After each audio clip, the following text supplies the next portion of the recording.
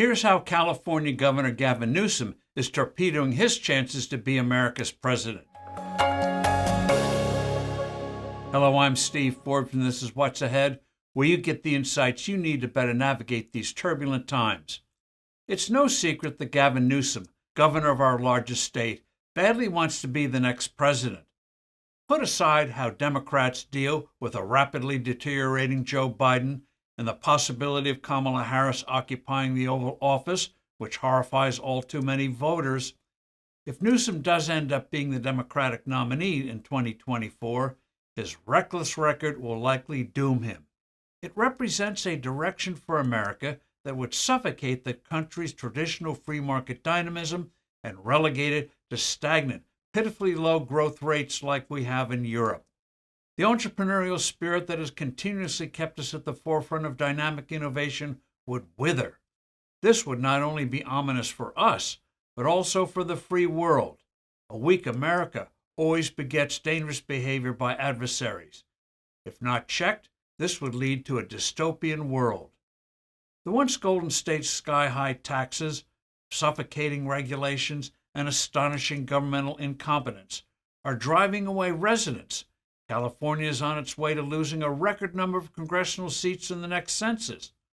They are stifling businesses, making housing inordinately expensive, generating deadly wildfires, creating unnecessary water shortages, and undermining the integrity of the electrical grid.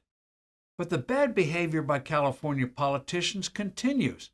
Here are three recent examples. One is the virtual takeover of much of the state's fast food industry.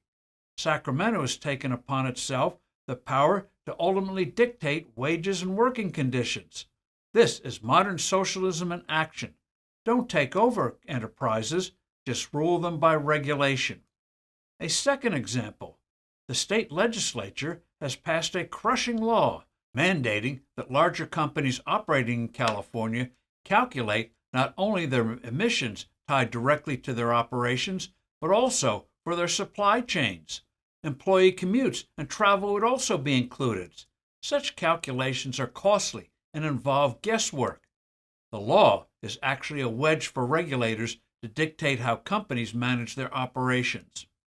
A third piece of foolishness is the state suing 5 major oil companies and the trade association, the American Petroleum Institute, for billions of dollars over climate change. The state is charging that these outfits knew their activities were harming the environment and jeopardizing the existence of the world, but didn't tell the state, deceitfully continued their nefarious, globe-destroying drilling and refining. The state apparently never noticed. The charge is preposterous. The subject of global warming has been around in a big way since the 1980s. Al Gore warned about it decades ago. This is just a politically motivated attempt at a shakedown and favorable headlines for pandering politicians.